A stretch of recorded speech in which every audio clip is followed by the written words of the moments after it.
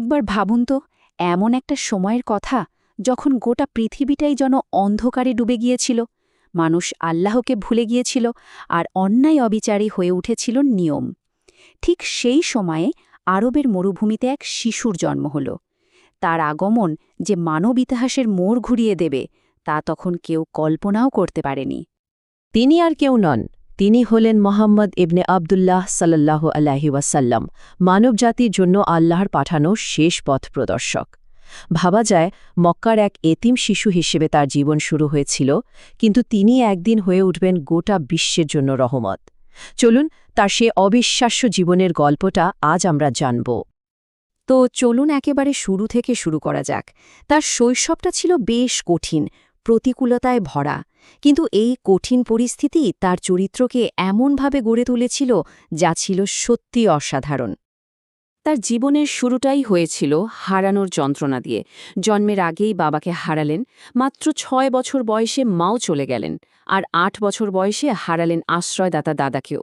আসলে এই একের পর এক ফোকতান তাকে এক বিশাল দায়িত্বের জন্য প্রস্তুত করছিল, যেন তিনি একদিন গোটা উম্মার আশ্রয় হতে পারেন।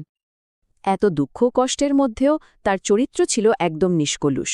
সেই সমাজে যেখানে প্রতারণা আর বিশ্বাসঘাতকতা ছিল খুবই সাধারণ ব্যাপার, সেখানে তিনি কখনো মিথ্যার আশ্রয় নেননি। সবার কাছে তিনি পরিচিত ছিলেন আল আমিন নামে, মানে বিশ্বস্ত। নবুয়ত পাওয়ার অনেক আগে থেকেই তার এই সততা ছিল কিংবদন্তিতুল্য। যুবক বয়সে তিনি একজন ব্যবসায়ী হিসেবে কাজ শুরু করেন এবং খুব দ্রুতই তার সততার কথা চারদিকে ছড়িয়ে পড়ে। তার এই অসাধারণ চরিত্র আর মর্যাদাবোধই সম্ভ্রান্ত খাদিজা রাদিয়াল্লাহুকে আকৃষ্ট করে। তিনি মোহাম্মদ সাল্লাল্লাহু আলাইহি ওয়াসাল্লামের মধ্যে এমন এক পবিত্রতা দেখতে পেয়েছিলেন যা ছিল সত্যি বিরল। তাদের এই বিয়ে ছিল এক নতুন শান্তির অধ্যায়ের সূচনা, যা তাকে ভবিষ্যতের ঐশী আহ্বানের জন্য মানসিকভাবে প্রস্তুত করছিল। এবার আমরা তার জীবনে সেই বাঁক বদলের মুহূর্তে যাব, যখন তার ওপর সত্যের বাণী নেমে আসে। এই আহ্বান তার জীবনকে পুরোপুরি বদলে দেয়, আর এখান থেকেই শুরু হয় এক কঠিন সংগ্রাম আর পরীক্ষার অধ্যায়। নবুয়তের আগে তিনি মক্কার কোলাহল থেকে দূরে হীরা গুহায় গিয়ে একাকী সময় কাটাতে ভালোবাসতেন। সেখানে তিনি গভীরভাবে চিন্তা করতেন, সমাজের এই অন্যায়, এই মূর্তি পূজা, এই অন্ধকারের শেষ কোথায়। এই গভীর চিন্তাগুলোই ছিল আসলে তার আধ্যাত্মিক যাত্রার প্রস্তুতি। আর একদিন সেই গভীর ধ্যানের মধ্যেই তার কাছে প্রথম ওহী এলো। তিনি এক ঐশী কণ্ঠ শুনতে পেলেন, পড়ো। এই অভূতপূর্ব ঘটনায় তিনি প্রচণ্ড ভয় পেয়ে যান এবং কাঁপতে কাঁপতে বাড়ি ফিরে স্ত্রী খাদিজা রাজিয়াল্লাহুকে বলেন, আমাকে চাদর দিয়ে ঢেকে দাও। খাদিজা রাজিয়াল্লাহু তখন তাকে সাহস জুগিয়ে বলেছিলেন, আল্লাহ আপনাকে কখনো অপমানিত করবেন না। আর এভাবেই শুরু হয়েছিল তার নবুয়তের দীর্ঘ যাত্রা। প্রথম ৩ বছর তিনি খুব গোপনে ইসলামের দাওয়াত দিতে থাকেন। তার ডাকে সাড়া দিয়েছিলেন হাতে গোনা কয়েকজন, যাদের মধ্যে ছিলেন তার স্ত্রী খাদিজারা, চাচাতো ভাই আলীরা এবং ঘনিষ্ঠ বন্ধু আবু বকররা। তারা জানতেন এই পথটা ফুলে বিছানো নয়, তবুও তারা ঈমানের ওপর অটল ছিলেন। এরপর আল্লাহর হুকুমে যখন তিনি সাফা পাহাড়ে দাঁড়িয়ে প্রকাশ্যে এক আল্লাহর কথা ঘোষণা করলেন, তখন পুরো পরিস্থিতিটাই বদলে গেল। যে মানুষগুলো তাকে আল আমিন বলে মাথায় তুলে রাখত, তারাই তার সবচেয়ে বড় শত্রু হয়ে দাঁড়াল। শুরু হল উপহাস, অপমান আর অবর্ণনীয় নির্যাতন। নির্যাতনের মাত্রাটা কতটা ভয়াবহ ছিল তা বিলাল রাদিয়াল্লাহু তাআলা আনহার ঘটনা শুনলেই বোঝা যায়। তাকে মরুভূমির তপ্ত বালুর ওপর শুইয়ে বুকের ওপর ভারী পাথর চাপা দেয়া হতো, কিন্তু তার মুখ থেকে শুধু একটাই শব্দ বের হতো, আহাদ, আহাদ, মানে আল্লাহ এক, অদ্বিতীয়। এক আল্লাহর ওপর এই বিশ্বাসী ছিল তাদের অসীম শক্তির উৎস। মক্কার লোকেরা যখন কোনোভাবেই সত্যকে গ্রহণ করল না, তখন তিনি সাহায্যের আশায় পাশের শহর তায়েফে গেলেন, কিন্তু সেখানকার মানুষ তাকে আরও নির্মমভাবে ফিরিয়ে দিল। তারা দুষ্ট ছেলেদের লেলিয়ে দিয়ে তাকে পাথর মেরে রক্তাক্ত করে দিল। তখন ফেরেশতারা এসে বললেন, আপনি হুকুম দিলে আমরা এই শহরকে 2 পাহাড়ের মাঝে পিষে ফেলি।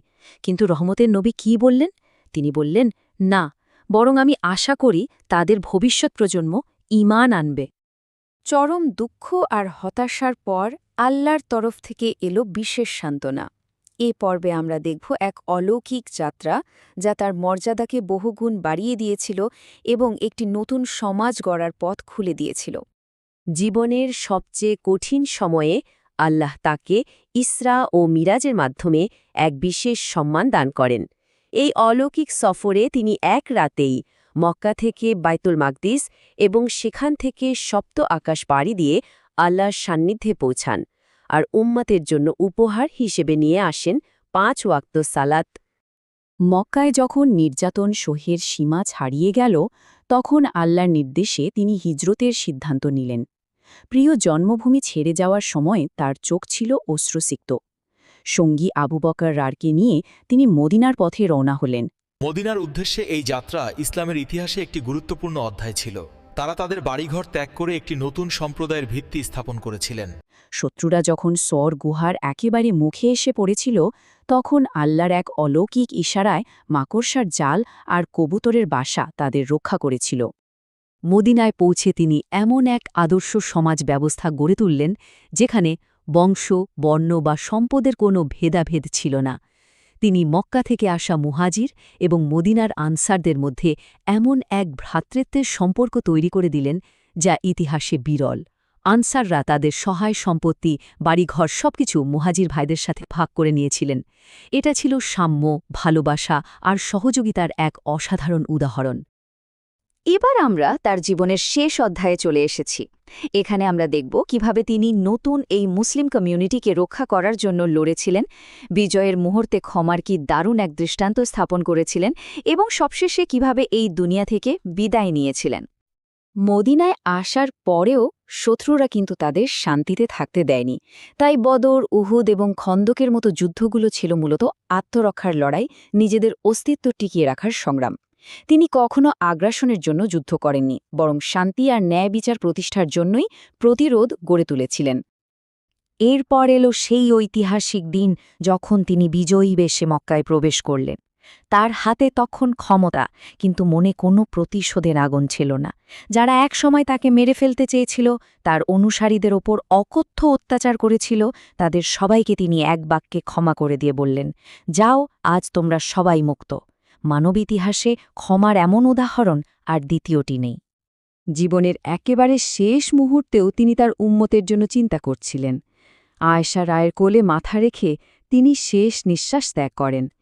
তার শেষ কথাগুলো ছিল, আল্লাহুম্মা রাফিকুল আলা, মানে হে আল্লাহ, আমাকে সর্বোচ্চ বন্ধুর সান্নিধ্য দান করুন। তিনি হয়তো পৃথিবী থেকে চলে গেছেন, কিন্তু তিনি ছিলেন এমন এক আলো যা কখনো নেভে নয়। তার দেখানো পথ, তার করুণা, ক্ষমা আর ভালোবাসার শিক্ষা আজও কোটি কোটি মানুষকে পথ দেখিয়ে চলেছে। প্রশ্ন হল, আমরা সেই আলোর পথে চলার জন্য কতটা প্রস্তুত?